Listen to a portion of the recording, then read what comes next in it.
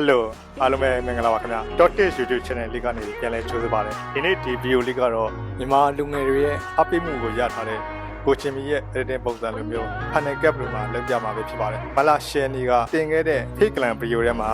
Mascot editing ပုံစံကိုသုံးသွားပါတယ်အဲ့ဒီကစာသား Mascot ပုံစံကိုကျွန်တော် tutorial လုပ်ပြမှာဖြစ်ပါတယ်ဒီနေရာမှာ Mascot ဆိုတာပါလဲချင်းချောင်းပြောရရင် Mascot ဆိုတာ similar visual scene တစ်ခုကို matching position လုပ်တဲ့ editing style တစ်မျိုးပါပဲကိုချင်းမီရဲ့ Fake Clan ဗီဒီယိုထဲမှာ Mascot နှစ်မျိုးသုံးထားတာတွေ့ရပါတယ်ပထမတစ်ခုက text Mascot နောက်တစ်ခုက graphic Mascot ဒီနှစ်ခုတည်းက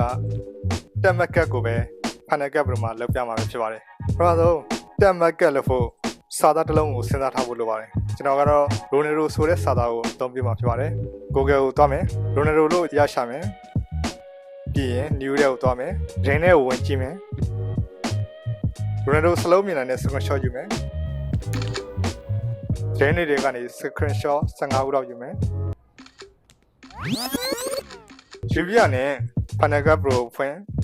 new library ခေါ်မယ်ပြီး new project နေပေးမယ် format ကို square ရွေးမယ် resolution ကိုအများဆုံးတစ်ခုရွေးမယ်ကဲဒါဆိုရင် okay နေမယ်ရှေ့က screenshot တွေအားလုံးကို select လုပ်ပြီးတော့တာလာနဲ့ကိုဆွဲထည့်မယ် select all လုပ်ပြီးတော့သူတို့ရဲ့ duration ကိုချိန်မယ် right click ကိုနှိပ်မယ် change duration ကိုနှိပ်မယ် half frame ပဲပေးထားမယ်ပုံကသေးသွားလို့ zone ဆွဲကြည့်မယ်ပထမပုံကိုအရွယ်စားချိန်ထားမယ်သူ့ရဲ့ transparent scale ကိုပြန်ချိန်ထားမယ်ပြီးတာနဲ့ပထမပုံမှာဒုတိယပုံထပ်ပြီးတော့ opacity shot ပြီး Ronaldo ဆိုတဲ့စာသားတစ်ထပ်ကြအောင် transparent scale ကိုကစားပေးမယ်ကဲဒီလောက်ဆိုရင် quality ဖြစ်ဆိုရင် opacity ကိုတရားထိပြန်ထားမယ်သူ့နေရာမှာပြန်ထားမယ်နောက်ထပ်ဒီပုံကိုလည်းရှေ့ကပုံပေါ်မှာထပ်ပြီးတော့ opacity shot မယ် transparent scale ကိုကစားပြီး Ronaldo ဆိုတဲ့စာသားကိုတစ်ထပ်ကြအောင်လုပ်မယ်ပြီးရင် opacity ကိုပြန်တင်ပြီးသူ့နေရာကိုပြန်ထားမယ်ကျန်တဲ့ပုံတွေကိုလည်းဒီလိုပဲဆက်လုပ်မယ်ကဲဒါဆိုရင်ပုံတွေအားလုံးကို match ဖြစ်အောင် scale ချပြီးတော့ပြပြဖြစ်ပါတယ်ဒီနေရာမှာတချို့ clip တွေက background ပြပြပါမပေါ်လို့မို့ကျွန်တော် background ကိုအကုန်လုံးညီသွားအောင် background အဖြစ်လေးကိုဆွဲထည့်မယ် generator တွေက solid custom လေးကိုရွေးမယ်ဒီမှာအနက်ရောက်ဆိုတော့သူ့ရဲ့အကြောင်းကိုဖြစ်အောင်ပြန်ပြောင်းမယ်ဒါဆိုရင် background အကုန်လုံးညီသွားပြီဖြစ်ပါတယ်နောက်ဒီ Mascot နဲ့ လာဖက်မဲ့ sound effect လေးတွေထည့်ကြည့်မယ်ဒီပုံနဲ့ဒီပုံကြား transition နေရာလေးမှာဒီတန်လေးကိုထည့်မယ်ကျွန်တော်တို့လည်းအဲ့လိုထားမယ်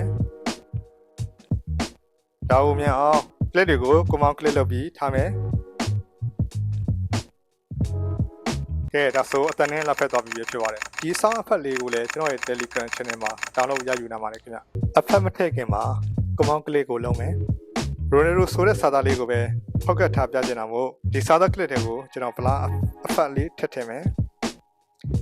ဒီထက်က focus blur ထည့်မယ် inspector တွေကိုတွားပြီးတော့ focus blur ကို manual ချိန်ကစားကြည့်မယ်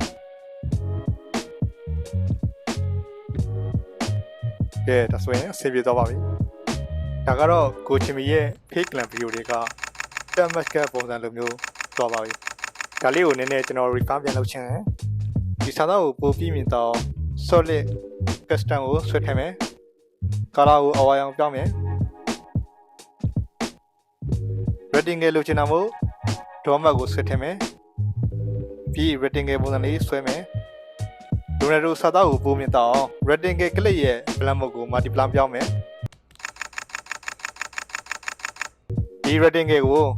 animation လုပ်ဖို့ keyframe ပြီးကစားမယ် doormat ထဲက autowork keyframe ကိုဒီ clip ရဲ့အစမှာတစ်ခုပေးမယ်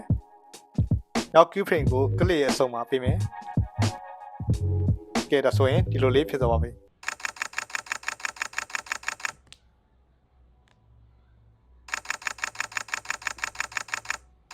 Ronaldo ပါတဲ့သတင်းကို YouTube မှာသွားရှာမယ် Ronaldo in BBC News လို့ရှာကြည့်မယ် One of the world's highest paid sports stars, Cristiano ဒီသတင်းတန်လေးကအဆင်ပြေလို့ download ယူမယ်ခုနက download ထားတဲ့သတင်းတန်ကိုဆွဲထည့်မယ်သတင်းတန်လေးကိုနည်းနည်း adjust လုပ်ပေးမယ် highest paid sports stars, Cristiano Ronaldo. Highest paid sports stars, Cristiano Ronaldo. ကဲဒါဆိုရင်ကိုချင်းမီရဲ့ Fake Clan ဗီဒီယိုတွေကလိုမျိုးတက်မက်ကလောက်တက်သွားမယ်လို့ယုံကြည်ပါတယ်ခင်ဗျ နောက်ထပ်ဗီဒီယိုတွေအတွက်လည်းကျွန်တော်ရဲ့ Dotted YouTube Channel လေးကို Subscribe လုပ်ပေးကြပါဦးခင်ဗျာဒီဗီဒီယိုလေးကိုစောင့်အောင်ကြည့်ပေးကြတဲ့အတွက်လည်းအားလုံးကိုကျေးဇူးတင်ပါတယ်ခင်ဗျာ When you're